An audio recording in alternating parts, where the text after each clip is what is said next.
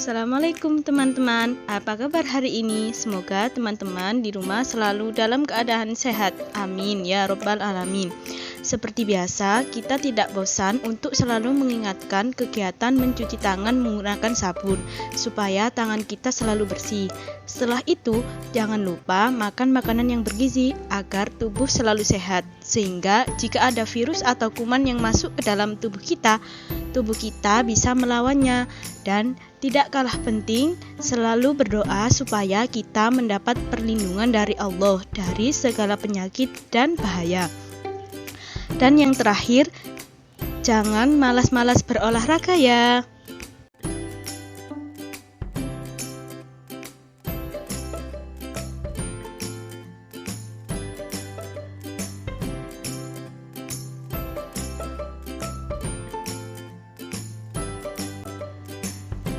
Kali ini kita akan membahas tentang teknik pengumpulan data dan penyajiannya.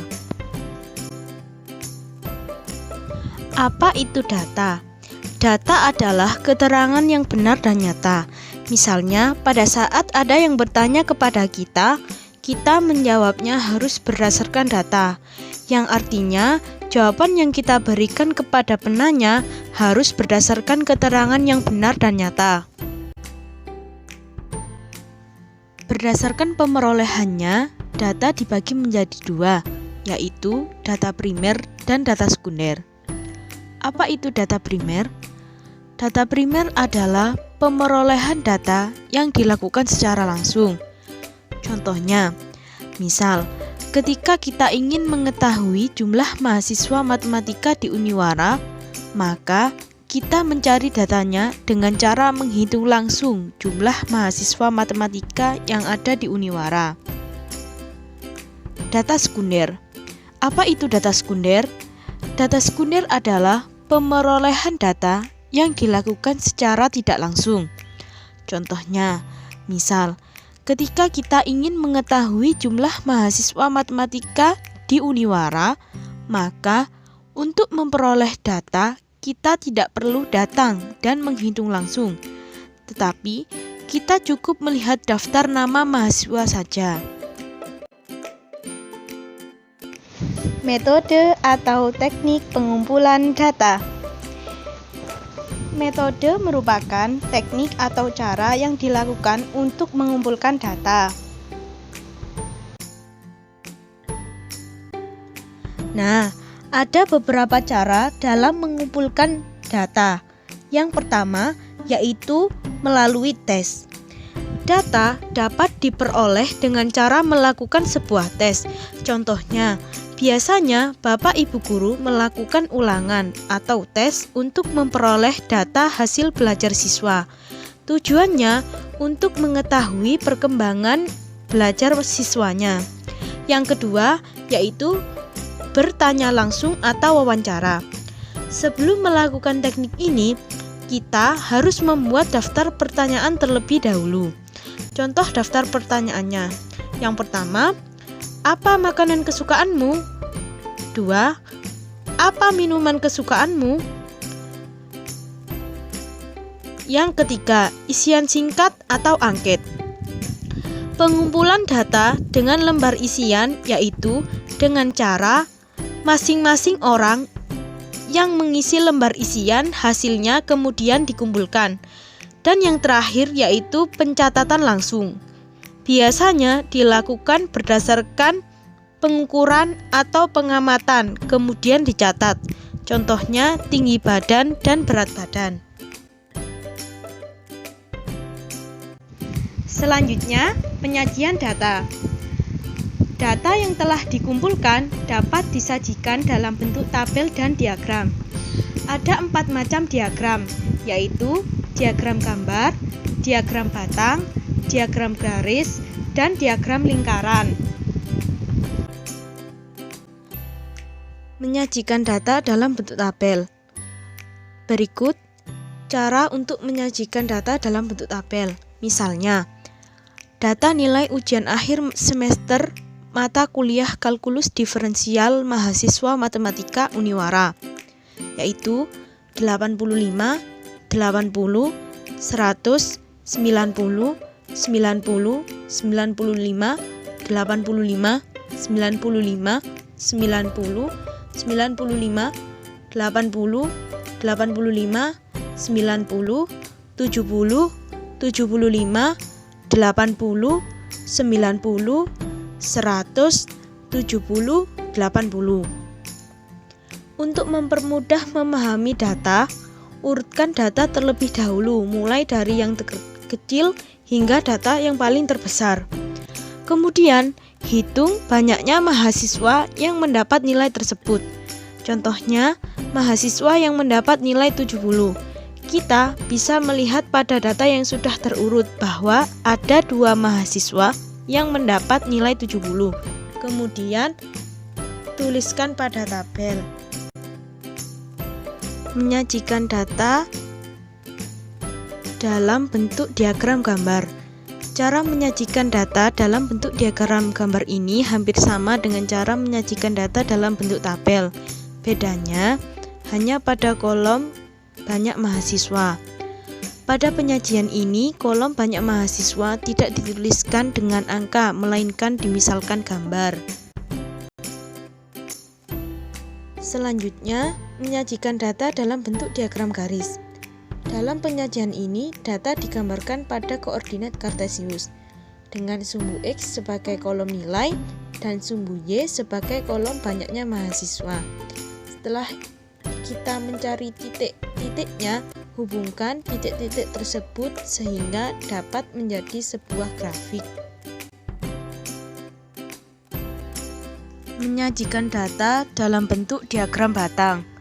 Sesuai dengan namanya, diagram batang merupakan penyajian data dalam bentuk batang atau persegi panjang yang disertai dengan sumbu tegak dan sumbu datar. Setiap batang mewakili kategori data tertentu. Tinggi atau panjang batangnya merupakan frekuensi dari setiap kategori data. Dari data nilai ujian akhir semester mata kuliah kalkulus diferensial di atas dapat disajikan dalam bentuk diagram batang seperti gambar di samping. Menyajikan data dalam bentuk lingkaran. Agar lebih mudah dipahami, mari kita lihat contoh soal berikut ini. Misalnya, berikut data hobi mahasiswa matematika Uniwara. Untuk menyajikan data pada diagram lingkaran, mula-mula kita hitung jumlah mahasiswa matematika di Uniwara. Selanjutnya, sajikan diagram lingkaran dalam bentuk derajat dan persen. Caranya, misalnya yang hobi membaca, di situ dapat kita lihat ada 4 mahasiswa yang hobi membaca. Maka, untuk mengubah ke dalam bentuk derajat, caranya banyaknya mahasiswa yang hobi membaca dibagi total mahasiswa matematika dikali 360 derajat. 4 dibagi 20 dikali 360 derajat, hasilnya 72 derajat.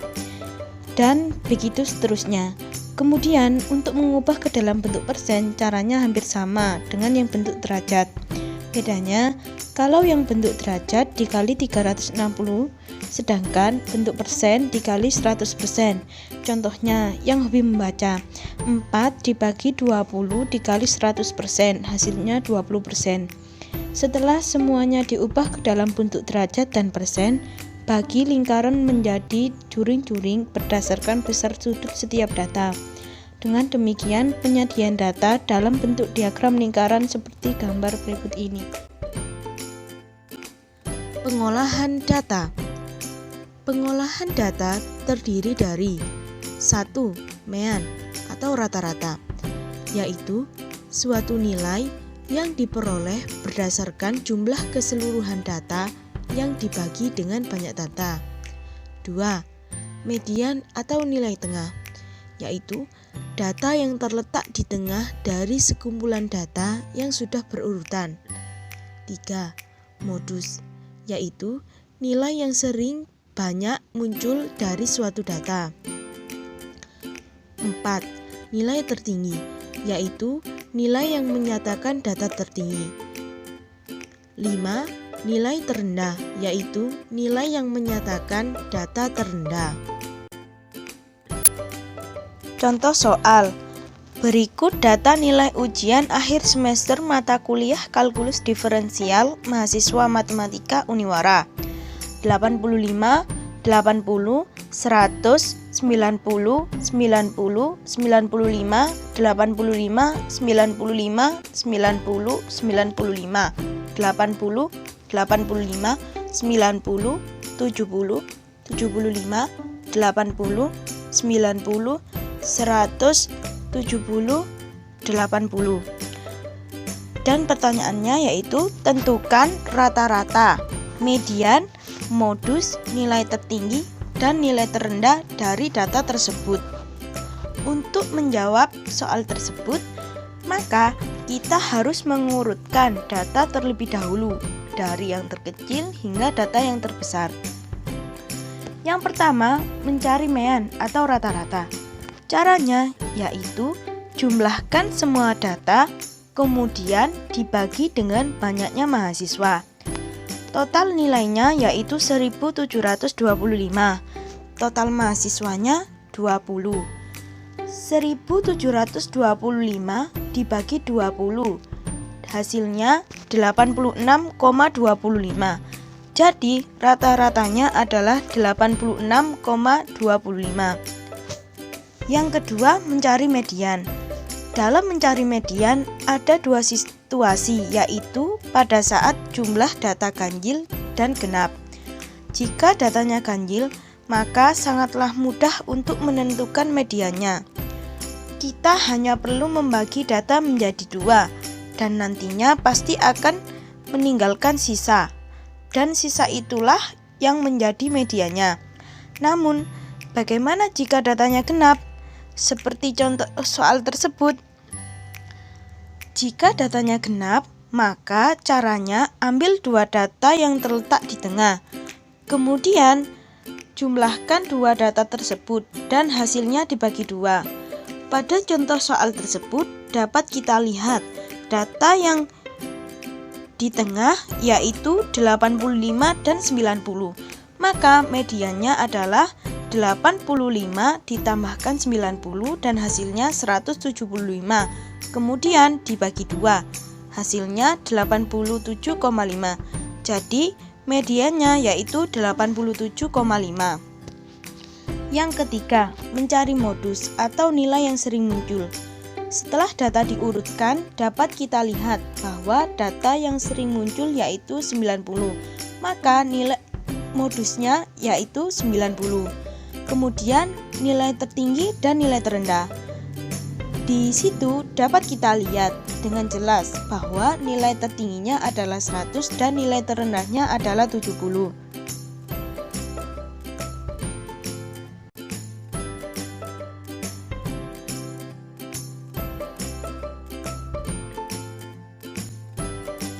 Oke teman-teman, semoga setelah teman-teman menyaksikan video pembelajaran ini, teman-teman menjadi lebih paham mengenai materi pengumpulan data dan penyajiannya. Sekian penjelasan dari kita, kurang lebihnya kita mohon maaf. Wassalamualaikum warahmatullahi wabarakatuh.